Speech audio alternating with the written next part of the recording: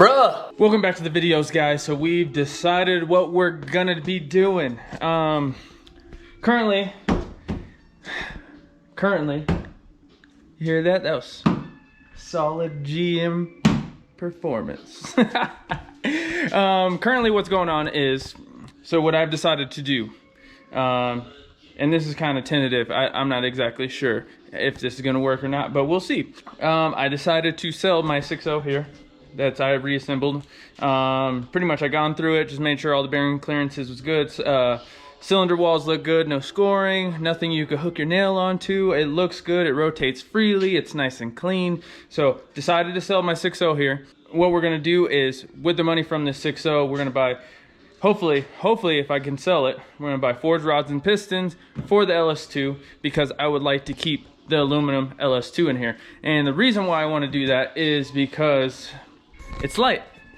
That's the only reason. It's light. It's light. There's nothing to figure out sensor wise, because this is a Gen 3 block, that's a Gen 4 block. And yeah, it's an easier route to go. I have lower miles on this motor anyway. And yeah, it has like 96,000 on the car now. So not a lot of use. That's the deal. Pretty much we're gonna go stock bore 6.0, stock stroke, pretty much stock crank. We're just gonna add boost to the equation. Now let's say the opposite happens. I don't sell it, I sit on this motor for a little while.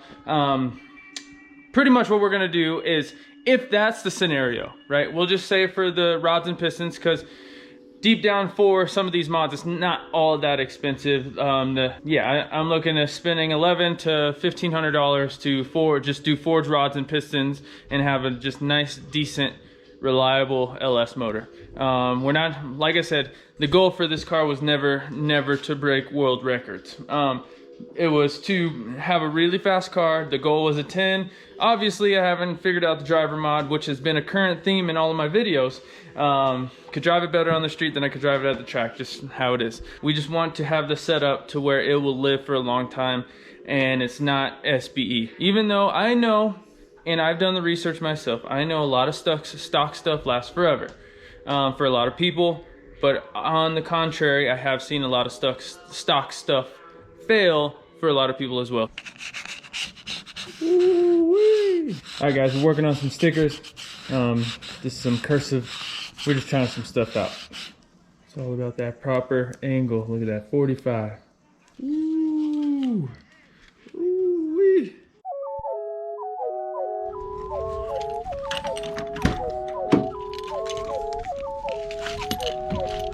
Low and slow. Low and slow. Who knew this car was the perfect SUV? Look at this.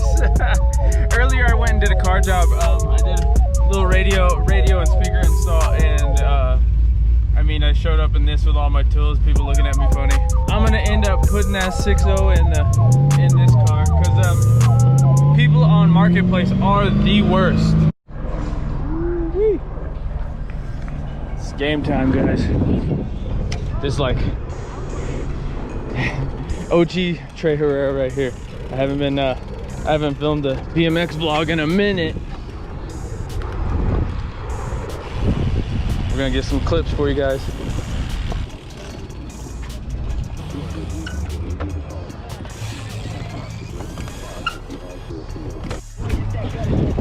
Proper warm up. Then we're gonna send some tricks.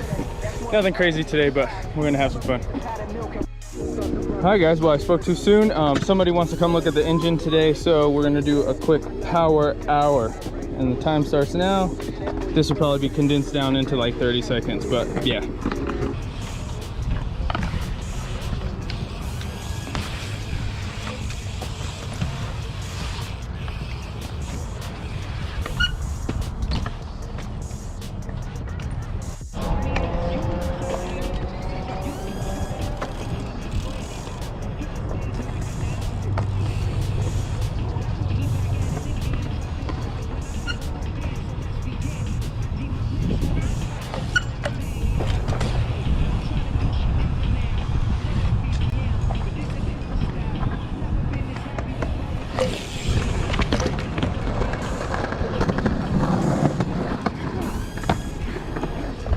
little sketchy.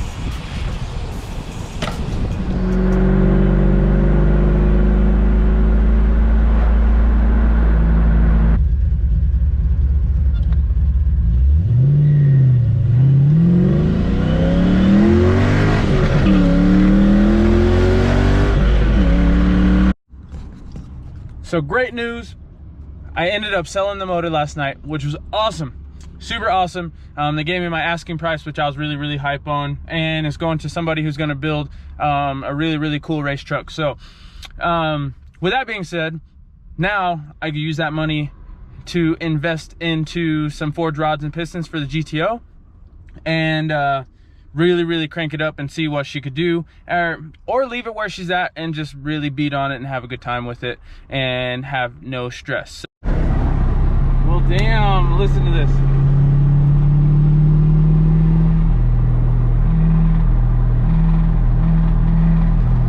You guys hear that? Oh my gosh.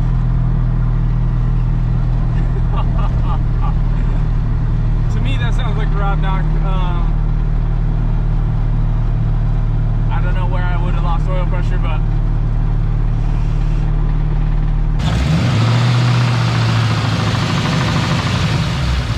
oh yeah, this thing's toast. Well, we're limping her home. Down low it doesn't sound too bad, but as soon as I get into the RPMs a little bit, I can hear it knocking pretty good. So we're gonna just go through it. We're gonna decide or determine if it's a lifter or if it's a actual rod knock, but how it sounds, it definitely sounds like a rod knock to me. So at low speeds I can't hear it, but anytime I give it a little bit of gas, it comes out.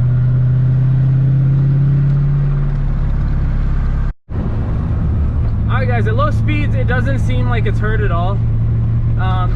Granted, I'm not really trying to completely blow this thing up, so we're just kind of babying it home, but I definitely gonna go and diagnose that it's not a lifter of any sort. This was the original junkyard motor that I used for the BMW. This thing got drifted a lot, so it could have had some oil starvation issues and really roasted the bearings or put some strain on the bearings, or it could just be a collapsed lifter. But from just driving it right now, I definitely don't think it's a collapsed lifter. All right guys, so first thing you always check the oil. Obviously we're gonna get it ragged. You check the oil. If the oil has any kind of metal contaminants on it, usually that's a good indicator that you spun a bearing or you did something that you weren't supposed to do. So I don't know, there's nothing really in there. I might have spun a bearing, but the oil looks good.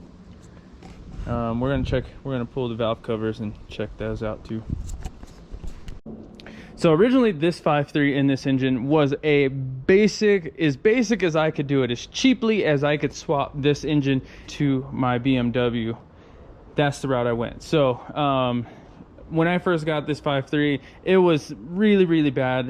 Head gaskets were tore up. It had a lot of sludge in the bottom end. I mean, the fact that it's lasted this long and I was drifting it, it's been over a year, easily closer to 2, but I was drifting it on pretty much a daily basis on a F-body oil pan. And if anybody knows anything about the F-body oil pans, they do not really do well with high velocity turns, or the sloshing. The baffle inside the pan is not great. So this has taken a lot of abuse, probably good 30 or 40,000 miles worth of abuse. So now on the next one, we're actually going to do it properly. It was original oil pump, it was original lifters, original lifter trays, stock push rods. The only upgrade is LS6 springs, head gaskets, and ASA low lift cams, so I didn't have to run large springs. So with all of that being said, this thing has served its purpose. We're gonna go and pick up a new one tomorrow, and maybe this one is in good shape to where good enough shape to where I could rebuild it. Hopefully I didn't ruin the crank too much by driving it home. I'm sure I put some wear marks in there, but if the crank looks decent, we'll re-bearing it and slap it back together, and we'll have just a spare engine on the side again. Well, Mama, I killed the engine, unfortunately. Hey, this thing got drifted a lot in the Beamer, and this was we said this wasn't gonna be a budget build. This whole engine, the whole setup on the engine is pretty budget, so it's definitely not like the GTO. Like I was telling everybody here, stock everything other than the cam and some gaskets, but it was really bad initially. So you're putting a built engine in here? Or no, probably another stocker, because we're not really trying to go full send. Okay. And but just much better parts. We're gonna go through it a lot better. Yeah, more thorough. So that's the deal for tomorrow. We're gonna go pull the motor tomorrow. Okay. How you feel? Good. You're like, it is what it is. It is what it is. I mean, hey, at least you know what you're doing. So I don't. If he breaks the car, I don't. She don't trip because she knows it's gonna get fixed. It's just gonna get fixed, and he's gonna replace the parts. It really ain't even no biggie at this point. It's all gravy. She's the best. Everybody, she's the best. I just have faith in you. So. Heck yeah.